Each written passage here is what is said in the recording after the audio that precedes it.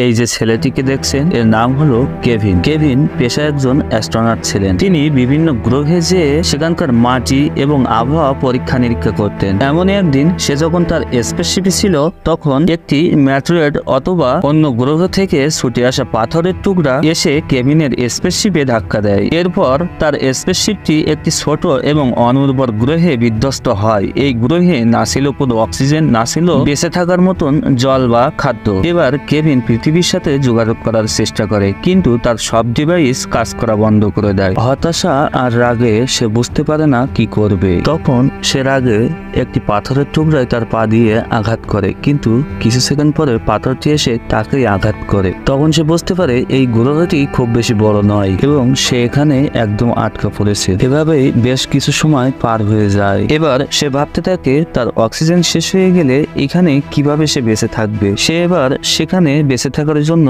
গাছ লাগানোর চেষ্টা করে, কিন্তু সেখানকার আবহাওয়া এতটাই শুষ্ক ছিল যে গাছগুলো লাগানোর কিছু সময় পরে গাছগুলি শুকিয়ে মারা যাচ্ছিল। এবার তার সমস্ত আশা শেষ হয়ে যায় এবং সে ভাবতে থাকে তার বেঁচে থাকার সময় আর মাত্র 1 মাস, অর্থাৎ 1 মাস পরে তার কাছে আর কোনো অক্সিজেন থাকবে না। এবার এভাবেই বেশ কিছুদিন পার হয়ে যায়। এর মধ্যে গোলাপি রঙের আরেকটি স্পেসশিপ এসে একই গ্রহে বিধ্বস্ত হয়ে পড়ে। কেভিন তখন ওই এলিয়েনের স্পেসশিপটিকে দেখে তার নিকটে যায়, কিন্তু সেখানে কেভিন কাউকে দেখতে পায় না। তবে মাটিতে কারোর পায়ের ছাপ দেখা যাচ্ছিল। হঠাৎ তার পায়ে কিছু ধাক্কা লাগে। সে দেখতে পায় তার গাছে ব্যবহার করার জন্য যে কাঁচের গ্লাসটি ছিল সেটি তার পায়ে এসে ধাক্কা লেগেছে। এবার সে যখন পিছে ফিরে তাকায় তখন সে একটি বিশাল আকৃতির গাছ দেখতে পায়, আর এই গাছটি এখনো দ্রুত গতিতে বেড়েই চলেছিল।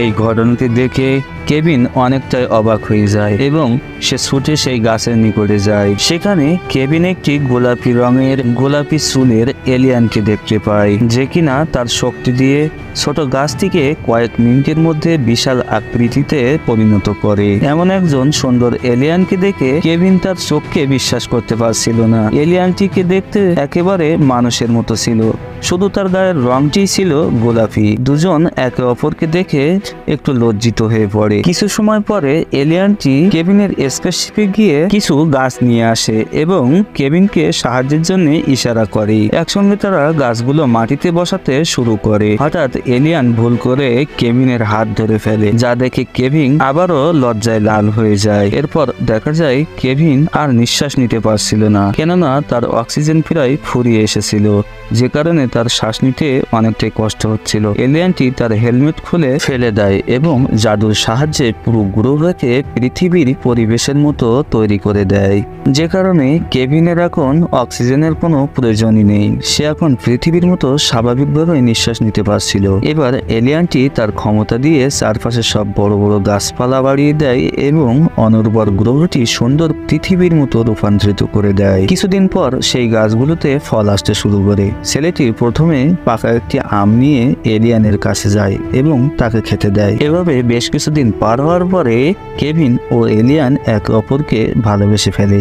তাই এবার তারা সিদ্ধান্ত নেয় বিবাহ করবে। এরপর তারা একসঙ্গে থাকতে শুরু করে। এভাবেই বেশ কিছুদিন পার হয়ে যায় এবং কিছুদিন পরেই তাদের একটি ফুটফুটে সন্তান জন্ম হয়। আর বাচ্চাটি দেখতে মানুষের মতো হলেও তার গায়ের রং ছিল গোলাপি। পরে তাদের আরো একটি সন্তানের জন্ম হয়। এবার কেভিন বুঝতে পারে সে পৃথিবী থেকে এতটা দূরে থাকলেও সে পৃথিবীর চাইতে কোনো অংশে কম সুখী ছিল না। সে তার জীবনের পূর্ণ সুখ এখানেই পেয়েছিল। তারা তাদের নতুন জীবনে অনেক খুশি ছিল। তাদের ফলের গাছ থেকে তারা ফল পেড়ে খেত এবং একসঙ্গে অনেক সময় কাটাতো। এভাবেই কয়েক বছর পার হয়ে যায়। একদিন কেভিন দেখতে পায় তার গোলাপি রঙের স্ত্রী ধীরে ধীরে ফ্যাকাশে হতে শুরু করেছে। যখন আরো কিছুদিন পার হয়ে যায় তখন সে দেখে তার স্ত্রীর রং ধূসর হয়ে যাচ্ছে। কেভিন তখন বুঝতে পারে এটি তার জীবনের একটি বড় দুঃসময় যাচ্ছে, অর্থাৎ তার এলিয়ান স্ত্রী হয়তো আর কিছুদিনের অতিথি মাত্র। এখন এলিয়ানটির শরীর অনেক দুর্বল হয়ে পড়েছে, তার শক্তি ফুরিয়ে এসেছে, আর তার সাথে সাথে এই গ্রহটিও ঠিক আগের মতোই হয়ে যাচ্ছিল। অর্থাৎ যতই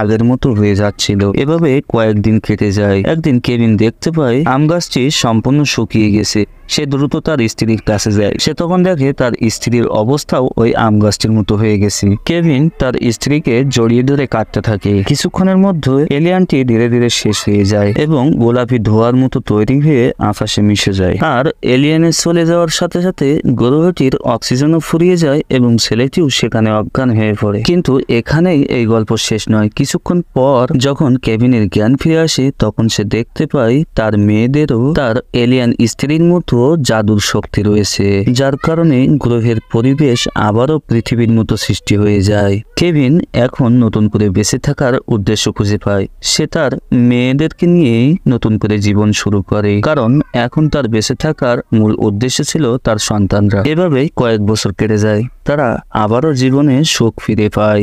একদিন তারা দেখতে পায় আরেকটি স্পেসশিপ এসে সেখানে বিধ্বস্ত হয়ে পড়ে। এটি দেখে ছেলেটি প্রথমবারের মতো তার এলিয়ান স্ত্রীর হাত ধরার সেই মুহূর্তটি মনে পড়ে, যেখানে সে লজ্জায় লাল হয়ে পড়েছিল।